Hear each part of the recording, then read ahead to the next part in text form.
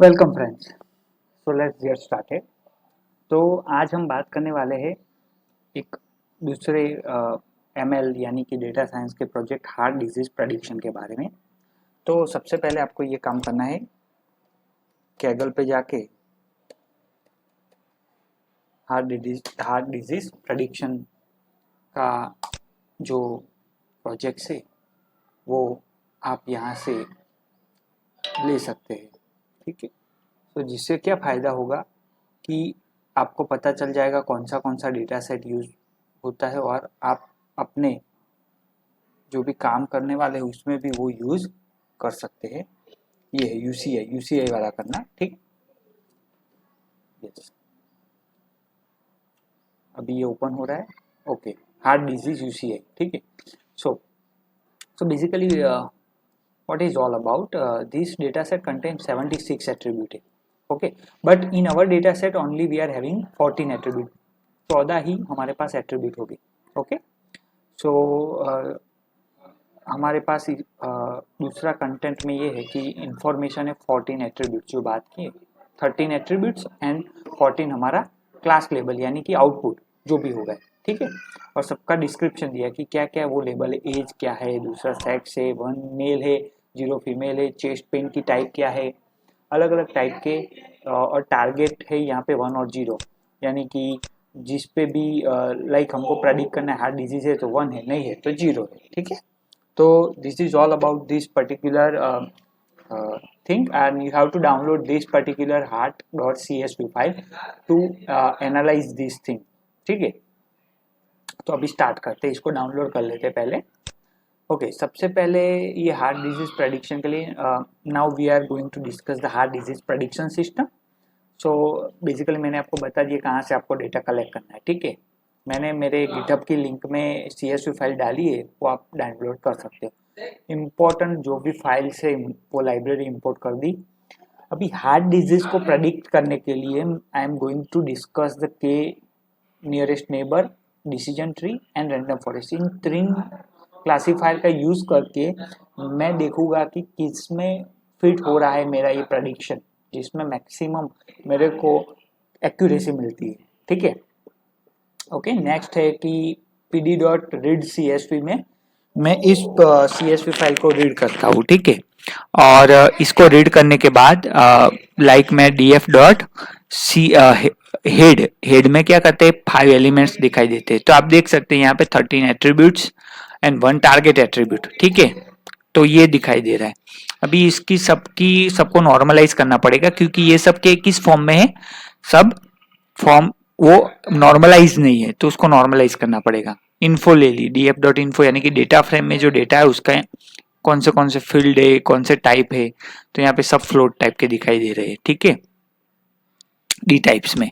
ठीक है, आगे बढ़ते, डिस्क्राइब किया तो स्टेटिस्टिकल समरी मिल जाएगी हमको ईच एंड एवरी एट्रीब्यूट की। देखिए सबकी स्टेटिस्टिकल समरी मिल गई यहाँ पे।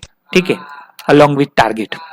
ओके, फिर मैं कोरिलेशन की मदद से मैं क्या करूंगा, कोरिलेशन की हेल्प से मैं ईच एंड एवरी एट्रीब्यूट दूसरे एट्रीब्यूट से कैसे रिलेट करता है, कौन से पॉजिटिवली कोरिलेटेड है, नेगेटिवली कोरिलेटेड, वो मैं डिसाइड कर सकता हूँ। और यहाँ से मेरे को ये पता चलेगा कि लेट से टारगेट एट्रीब्यूट है तो उसमें लेट से चेस्ट पेन की वजह से हार्ट डिजीज होने के चांसेस है। दूसरे कौन से एट्रीब्यूट है जो एक दूसरे से रिलेट करते हैं, पॉजिटिवली कोरिलेटेड है तो वो इफेक्ट करेगा, नेगेटिवली है तो हमको उसको कंसिडर नहीं करना पड़ेगा। तो हीट मैप की मदद से हम ये आइडेंटिफाई कर सकते हैं।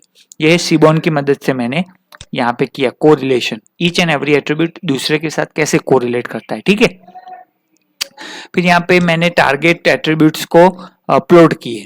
तो यहाँ पे जो हार्ट डिजीज होते हैं और नहीं होते हैं दोनों को प्लॉट कर दिए। तो यहाँ पे अप्रोक्सीमेटली इक्वल डिस्ट्रीब्यूशन है, नॉर्मल डिस्ट्रीब्यूशन है, तो उसमें कोई दिक्कत नहीं है। ठीक है, डिस्ट्रीब्यूट किया है यहाँ पे टारगेट एट्रीब्यूट को।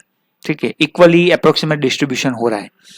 देन मैं ये क्या कर रहा हूँ, इतने जो मेरी एट्रीब्यूट से कॉलम से उनको मैं क्या कर रहा हूँ, डमी वेरिएबल से यहाँ पे रिप्लेस करूंगा। डमी यानी कि वो ऐसे फील्ड है कि जिसको डमीज का यूज करूंगा। ये मेथड स्पेसिफिकली यूज होती है डॉट गेट डमी। ठीक है, ओके, नेक्स्ट में क्या है, ट्रेन टेस्ट स्प्लिट। और ये टेस्ट स्प्लिट से क्या होगा कि प्रॉपरली वो डिस्ट्रीब्यूट कर देगा सेट को 10 सेट स्प्लिट में। अभी जो भी वैल्यू है हमारे पास उसको प्रॉपर स्केलिंग करना पड़ेगा क्योंकि उसका नॉर्मलाइज प्रॉपर नहीं हुआ है, तो स्टैंडर्ड स्केलिंग करने के लिए स्टैंडर्डाइज स्केलिंग का यूज करेंगे। कौन सी कॉलम को स्केल करना है? Age, BPS, cholesterol, then lipid level और जो भी ये, ठीक है, इतने 5 कॉलम्स को मैं क्या करूंगा? स्केल करूंगा।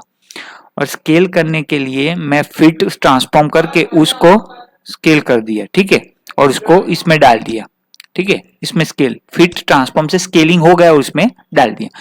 फिर उसके बाद उसका रिजल्ट देखिए तो आपको पता चलेगा कैसा रिजल्ट आ रहा है। नॉर्मलाइज स्केलिंग हो गई, ये देखिए, ये scaling proper one uniform scaling हो गई। ये देखिए डेटा सेट कैसा है, अभी दिख रहा है कैसा है, ये ऐसा है, ठीक है, और ये एक नॉर्मल फॉर्म में स्केलिंग हो गया। ओके, अभी क्या किया है, डेटा सेट जो टारगेट एट्रीब्यूट वो y को डिफाइन कर दिया और x में से मैंने ड्रॉप कर दिया टारगेट को क्योंकि मेरे को ट्रेनिंग करना है। ट्रेनिंग से मेरे को टारगेट क्या आता है वो जनरेट होगा, तो उसके लिए y को मैंने लेबल दे दिया, ट्रेनिंग मींस उसको लेबल दिया टारगेट का, और x में से मैंने क्या किया, टारगेट को निकाल दिया क्योंकि उसकी जरूरत नहीं है, क्योंकि उसको ट्रेन करना है, तो ऑटोमेटिकली वो क्या करेगा, प्रेडिक्ट करेगा कि क्या आउटपुट आएगा।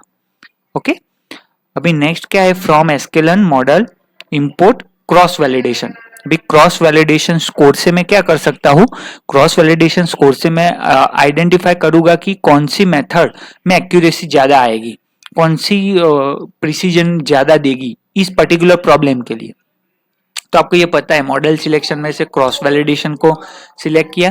क्रॉस वैलिडेशन बेसिकली क्या करता है कि 3 फोल्ड 4 फोल्ड जितने भी फोल्ड में हम डिवाइड करते हैं उसमें ट्रेनिंग सेट को अलग ले लेता है और टेस्टिंग को अलग कर देता है, और एवरी इटरेशन वो अलग अलग टेस्टिंग सेट लेगा, जिससे क्या होगा कि ट्रेनिंग टेस्टिंग सेट का ओवरलैपिंग नहीं होगा।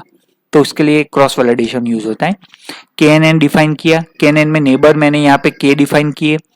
देन क्रॉस वैलिडेशन में कौन सा क्लासिफायर यूज करता हूँ, एक्स और वाई ऑप्शनल होते हैं। क्रॉस फोल्ड की साइज कितनी है, 10 है, फिर उसका मीन लूंगा।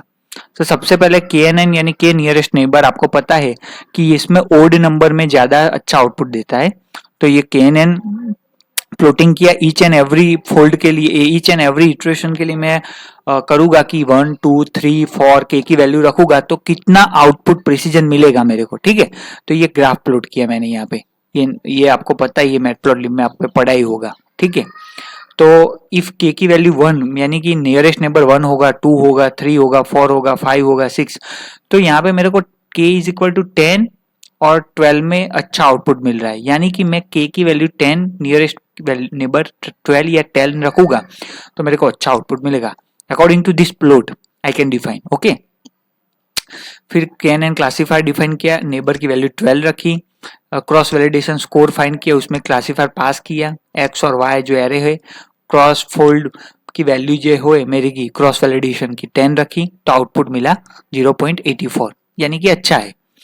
फिर मैंने रैंडम फॉरेस्ट यूज किया है, रैंडम फॉरेस्ट क्लासिफायर यूज करके मैंने एंसेंबल यानी कि 12 ट्रीज जनरेट किए, यानी कि एस्टिमेटेड 12 ट्रीज जनरेट किए, उसकी क्रॉस वैलिडेशन ये तो आपको आएगा क्योंकि ये सिंपल है, जस्ट आपको इंपोर्ट ही करना है।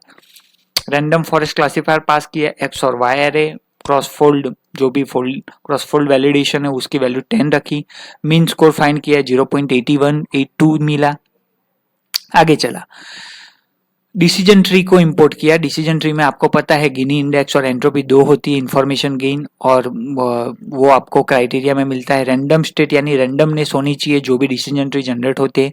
डिसीजन ट्री क्लासिफायर बनाया, क्रॉस फोल्ड वैलिडेशन में मैंने क्लासिफायर पास किया, एक्स और वाई एरे पास किए, फोल्ड की जो साइज है मैं ट्रेनिंग टेस्टिंग स्प्लिट होगा जो वैलिडेशन के लिए वो 10 है, मीन स्कोर कैलकुलेट किया तो 75 0.75। दैट मीन्स इन तीनों में से आइदर KNN हो, रैंडम फॉरेस्ट हो, डिसीजन ट्री हो, हार्ड प्रेडिक्शन के लिए अच्छा कौन सा रहेगा, तो KNN के नियरेस्ट नेबर अच्छा रहेगा क्योंकि उसकी एक्यूरेसी अच्छी है as compare to random forest and decision tree. तो ये एल्गोरिथम आपको थोड़े बहुत पता होने चाहिए, अदरवाइज यहाँ पे तो हमको इंपोर्ट ही करने और आपको ये जो भी उसके पैरामीटर है वो थोड़े बहुत याद होने चाहिए। तो in this way we can predict the proper prediction of a heart disease of a heart patient using KNN classifier. Okay, so this is all about this particular project. I hope आपको पता चला होगा. Please do share, like, subscribe and share my channel. Thank you so much.